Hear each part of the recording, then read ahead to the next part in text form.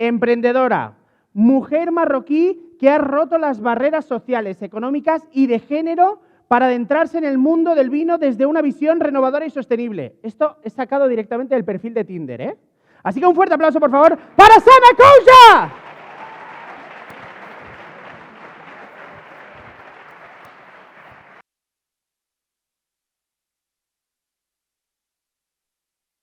¿Funciona? ¿Me oís?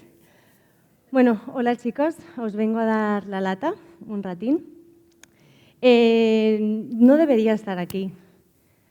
No debería estar aquí y os contaré por qué. Porque todos los antecedentes de mi vida no cumplen nada y no se corresponden con lo que vivo yo hoy en día, con la vida que tengo. Esta es mi familia. Nací en Nador, en Marruecos, a unos kilómetros de Melilla, y en el seno de una familia de origen musulmán y berber, amazigh. Si no sabéis lo que es, os animo a que investiguéis. Quedamos solo 30 millones de personas en el mundo. Llegué a Barcelona con 2 semanas de vida, en los brazos de mi madre, que llegó aquí con 16 años, a quien casaron lamentablemente pues en contra de su voluntad con mi padre, de quien no voy a hablar mucho porque ha sido quizá la persona que más daño me ha hecho en la vida y de quien más he aprendido también. Lo menciono muy poco, pero sigue vivo. Tuvo un accidente de coche hace ya muchos años, se quedó vegetal y lleva desde entonces muchos años rehabilitándose, pero posiblemente para mí y mi familia fue lo mejor que nos pasó. Mi madre es la persona más luchadora que he conocido en mi vida. Gracias a todos los mochos que ha pasado por muchos pisos en Barcelona, llegó aquí, como os he dicho, con 16 años y sin el idioma, llegó sola. Mi padre sí que tenía aquí su familia, pero ella no. Ella se encontró con un bebé, se encontró con un restaurante en el que le tocaba cocinar durante muchísimas horas, y mis fotos en la infancia son de estar en el bar, rodeada de mucho tabaco, y mi madre en la cocina. Mi madre, que bueno, que era una niña, y hay fotos en las que, si nos llegáis a ver, no sabes bien quién es la niña en la foto. La infancia que tuve fue una infancia bastante turbulenta, una infancia que siempre he definido como el infierno. A veces en el Islam siempre se nos amenaza mucho con que podemos ir al infierno si no hacemos el Ramadán, que si nos vamos al infierno si nos vestimos corto, que si nos vamos al infierno si no rezamos, que constantemente te pasas la vida oyendo estas amenazas. Y pasan los años y te das cuenta de que al infierno no te puedes ir porque has nacido en él. Y eso lo vi durante los primeros años de mi vida. Cuando cumplí los 14 años, me di cuenta de que era el producto perfecto de lo que habían creado mis padres. La niña prodigio, niña educada, niña que cuidaba de sus hermanos, niña que protegía a su madre, que protegía a sus hermanos, a mis hermanos no los vas a tocar, lo que yo he sufrido no va a volver a pasar. A la mamá la dejas. Entonces empiezas a adoptar ese rol de salvadora dentro de una familia cuando se supone que tu papel es el de niña, es el de hija. Y cuando llegas a esta edad, nos pasa algo a los 14 años, entre los 14 y los 16, depende del género, donde estamos en el limbo entre la niñez y la juventud y empezamos a hacer uso de la lógica, empezamos a cuestionar lo preestablecido, empezamos a crear una escala de valores propios y esa niña empieza a preguntarse si la vida que tiene es lo normal. Yo estaba convencidísima de lo que vivía en mi casa era lo normal. Yo iba al colegio, yo antes de ir al colegio, porque además fui a un colegio que además estaba rankeado por servicios sociales como el colegio más conflictivo de España.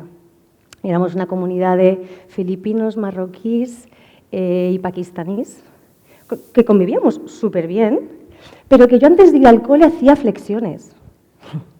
Y no es coña. Y me ponía a hacer flexiones porque ahí era la ley del más fuerte. Y yo iba a clase y era a ver a quién reventamos hoy. Porque es que era constantemente hostias por absolutamente toda la gente, no hablaba. Yo no sé qué colegios habéis ido vosotros, pero lo mío era una cosa. Y te das cuenta cuando llego a la ESO de que eso no era lo normal, que la gente en clase no es violenta, que hay padres de mis amigas que no tienen en casa ni viven lo que yo vivo en casa.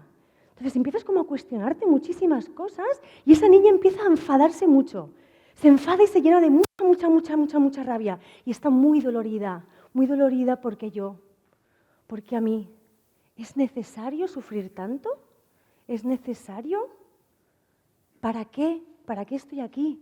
Yo recuerdo que durante muchísimos años estaba en la cama y me sentaba y le preguntaba a Dios, porque obviamente en cuna pues musulmana como de familia que vengo, pues las oraciones eran constantes. Y yo lloraba muchas noches y me plantaba en la cama y le decía a Dios, ¿pero por qué nací? ¿Por qué me diste la vida si nadie me quiere aquí? Mi madre se quiere morir, mi padre la va a matar pronto, este se va a ir a la cárcel, ella se va a ir, ¿y yo qué hago? ¿Qué hace esta niña? ¿A quién cuida de ella? Y entonces sacas tu parte, tu fuerza, que la gente dice a veces, hostia, esa fuerza innata que llevas, la he tenido que desarrollar, porque no tenía dónde caer, porque no tienes dónde sostenerte y empiezas a desarrollar esa fuerza interna para decir, me tengo que sostener yo sola. Y tengo esos hermanos a los que tengo que tirar adelante, y a esa madre, porque esa madre no podía sola. Y empiezas a adoptar este rol de la salvadora. Y hacer este rol puede ser muy peligroso. Y más aún cuando la rabia y el dolor se convierten en el motor de tu vida. Van pasando los años y llegan los 18 años. Bueno, a todo ello, a los 16 me comprometo. ¿Cómo no? O sea, mi madre había creado la niña perfecta. ¿Qué tenía que hacer yo? Casarme.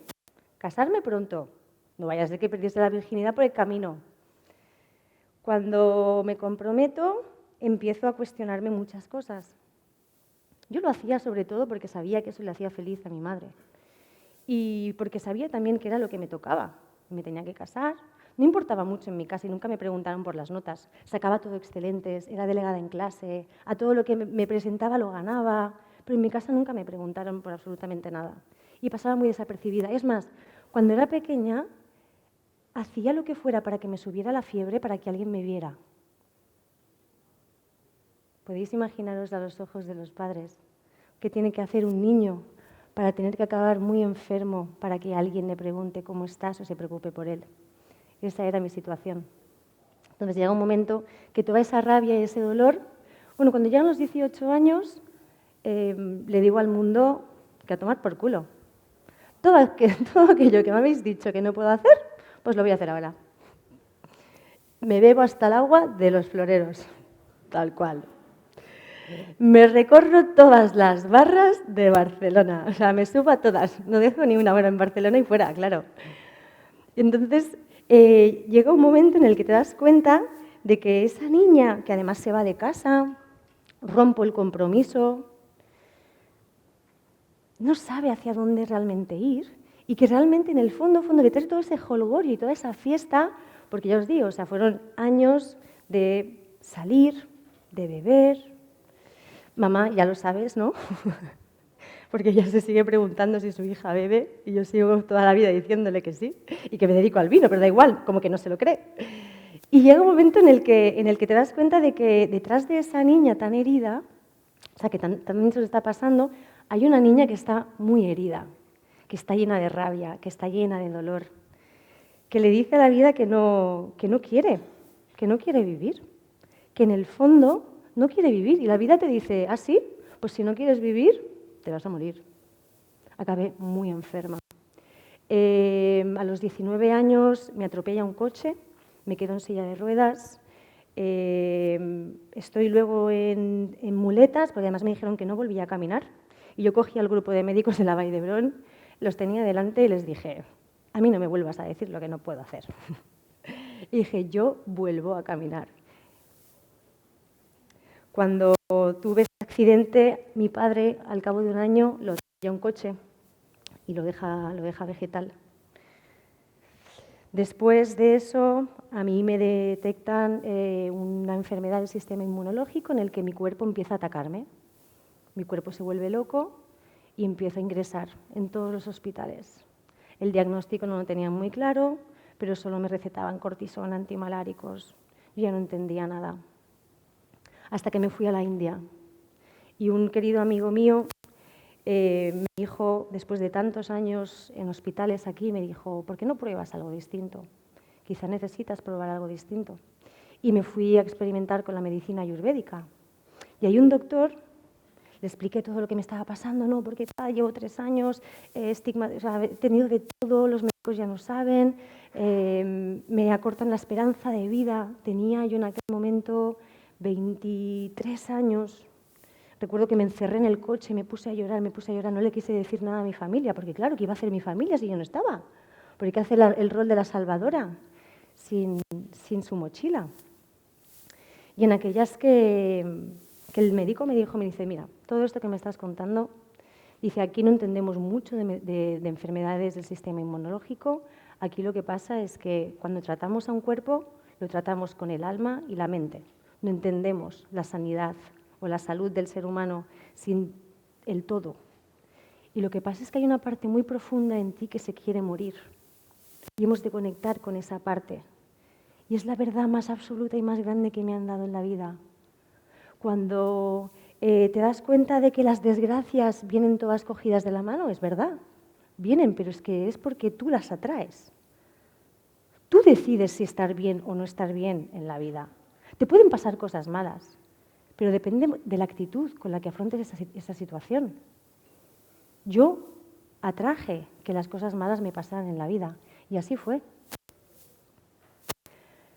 Hasta que te das cuenta de que sí, de que se te dio la vida, que se te dio un gran regalo, y que quieres vivir, y que si quieres vivir, te lo tienes que ganar. Y empiezas a descubrir que la única forma de sanar todas esas heridas que llevas dentro es a través de la aceptación y del perdón. Es aceptando que tu realidad ha sido la que es, aceptando que tus padres lo han hecho siempre lo mejor que han podido. Unos padres nunca se levantan por la mañana diciendo, hoy vamos a joder al niño, vamos a joder a nuestro hijo porque es lo que se merece. No lo hacen. ¿Habéis visto alguna vez algún padre buscando fastidiarle la vida a su hijo? Y nos pasamos toda la vida, es que mi padre me hizo, es que mi madre me hizo, es que me dejaron, es que no me atendieron, es que no me escucharon. El día que tú seas padre o madre, valorarás posiblemente los grandes retos en los que tus padres se tuvieron que afrontar en aquel momento. Entonces, en todo este mundo de introspección al que dejo casa, me voy, empiezo a viajar, a perderme, a buscar respuestas, a entender y a preguntarme quién soy, hacia dónde voy. Ya no sabía si mirar hacia la Meca o mirar hacia Cuenca. O sea, llega un momento en el que dices, cuando estoy en Marruecos y me siento con mi familia, bueno, aparte me pasé muchísimos años sin volver a viajar a Marruecos, pero cuando llevas muchos años criada y educada aquí, te dicen que tú eres de allí. Y cuando estás allí, te sientes un pez fuera del agua. Entonces, al final, no sabes de dónde eres, no entiendes quién eres, porque siempre te han dicho que quién eres depende de los orígenes. Y si tus orígenes no has podido tú abrazarlos, ¿hacia dónde vas? Entonces, en todo ese camino empezamos a explorar la verdad, a abrir muchas heridas, a hacer las paces, a aceptar. Y en un momento también en que a nivel profesional estaba dando muchos pinos, puentes, no sabía bien a qué dedicarme, estaba 3 meses en una empresa, luego me iba para otra, luego empezaba un curso, lo dejaba, no sabía bien qué hacer. Me centré en hacer un máster, un MBA, y en esas que al cabo de un tiempo me empezó a llamar mucho la curiosidad las finanzas islámicas. Como ya tenía el Islam en casa y me gustaban mucho las finanzas, empecé como a interesarme por ellas y me fui a UK. Hice ahí una formación y a la vuelta la Cámara de Comercio de Barcelona me pide que organice o que modere la primera cumbre de las finanzas islámicas de la Mediterránea. Y en esa cumbre me encuentro con que hay un fondo de inversión de unos americanos que tienen una bodega de vinos y me dicen, oye, nos gustaría mucho que llevases a cabo un proyecto, que en aquel momento era una bodega en el Priorat, y nos gustaría poder contar contigo. Y yo me acuerdo que las entrevistas eran con un fondo con americanos, que además mi nivel de inglés era súper justo, y yo en esas entrevistas les dije que yo de vino sabía muy poco y que lo único que sabía era bebérmelo. Y me dijeron, al cabo de un tiempo, me dijeron, solamente por esa frase te contratamos. Es que no necesitas saber de vino, necesitabas saber de negocios. Lo que queríamos era una persona que impulsase todo un proyecto diferente, un proyecto disruptivo, con una mentalidad mucho más marketingiana, más americana. Entonces, y mirad qué paradoja, las finanzas islámicas me llevan al vino.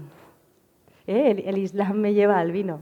Y total, que al final acepto el proyecto, me voy al Priorat y tuve un sentimiento de enamoramiento. Si no habéis estado nunca en el Priorat, es una zona preciosa, preciosa, que os recomiendo muchísimo ir.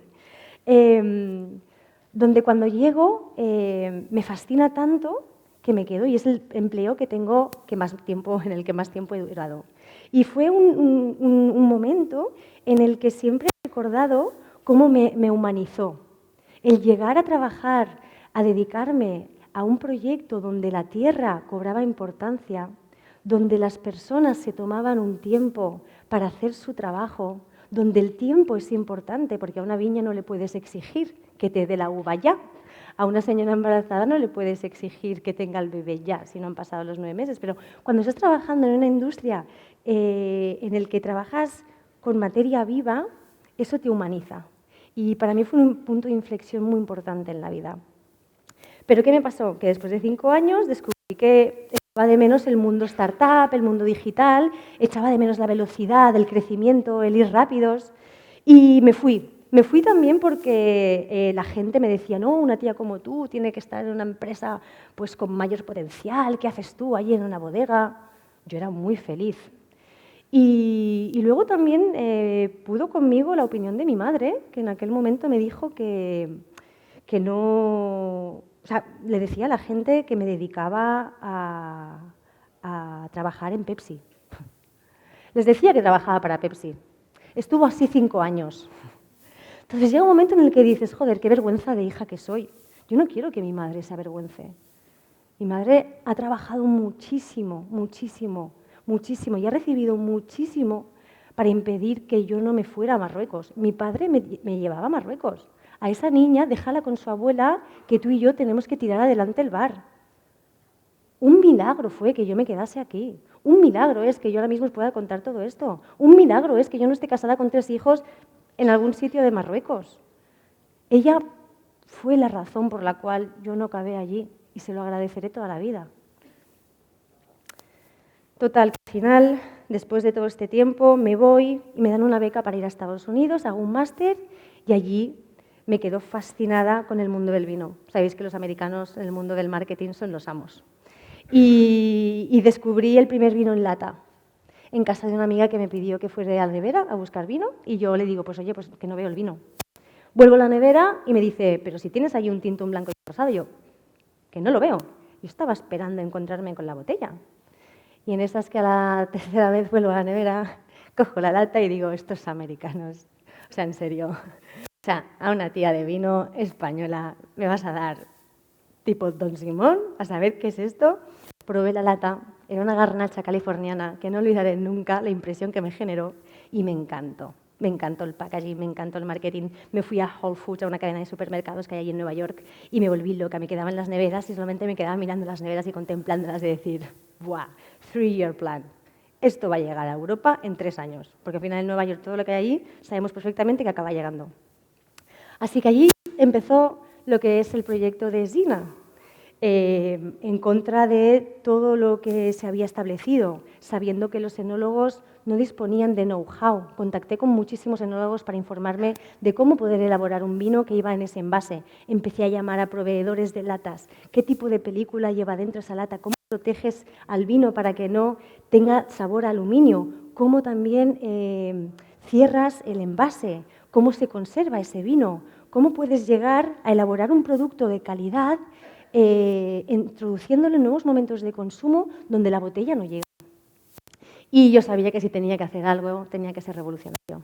No podía hacer algo normal.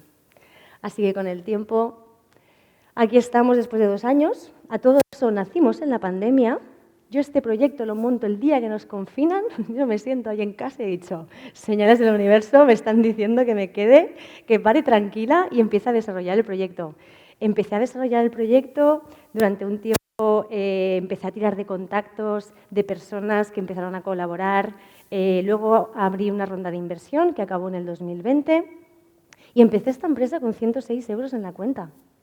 Lo tenía absolutamente todo en contra. La pandemia, mujer, musulmana, a todo ello le pregunté a mi madre qué le parecía esto del vino en lata y me dice, oye, pues cariño, yo esto he rezado, lo he consultado y yo creo que esto del vino en lata tendrías que hacerlo. Y digo, pero mamá, pero si es vino, es alcohol, es pecado, es haram. Ay, hija mía, si es que ahora hasta salir de la puerta de casa es pecado. Y digo, pues bueno, pero yo necesité esa aprobación de mi madre para tirar con el proyecto adelante. Y llega un momento en el que dices, ¿por qué ahora? ¿Por qué después de 3 empresas esta es la que realmente ha tirado adelante? ¿Qué ha pasado en todo este tiempo para sentirme yo con la seguridad de lanzar algo tan disruptivo, tan diferente y teniéndolo absolutamente todo en contra? Y te das cuenta que el único cambio que se ha experimentado he sido yo. Lo único que he tenido que hacer ha sido cambiar mi forma de pensar, porque chicos, mi realidad sigue siendo la misma, no ha cambiado mi mundo. Pero he sido yo la que ha tenido que cambiar su forma de pensar, cambiar mi comportamiento y cambiar mi mundo. Ha sido la parte más importante, empezar a aceptar, empezar a querer y a ponerle amor a absolutamente todo lo que haces en la vida. El amor es la respuesta a todo. Y de verdad que no es algo hippie del yoga, es verdad. Si le pones amor a absolutamente todo, o sea, es amor hacia los inversores, amor hacia tus compañeros de trabajo, amor hacia tu familia, amor hacia todo lo que haces y te das cuenta de que estás cultivando eso. Y después de todos esos años en los que todo el mundo, ¿no?, en mi familia especialmente, y todos aquellos que aún me siguen insultando, porque claro, o sea, soy musulmana, marroquí, me dedico al vino, os podéis imaginar, ¿no? Sinvergüenza, eres una puta, tú eres musulmana, todo tipo de insultos. Al final te das cuenta de que haga lo que haga, voy a seguir pecando, porque me gusta, o sea, porque me lo paso bien, porque ya llega un momento en el que tú decides cómo vivir tu vida y porque lo más importante es que tú sientas que realmente estás haciendo algo bueno en el universo y que tu existencia tiene un sentido. Y que estar tú vivo es algo bueno para el mundo y para todo el mundo que te rodea. Así que, sabiendo que voy a seguir pues pecando para muchos y en la industria del vino, el hecho de haber enlatado el vino, también seguro que para más de uno es un pecado, os invito a todos a que nos veamos en el infierno, que hay barra libre y seguro que es gratis. Muchas gracias. Gracias. Sana. Bravo.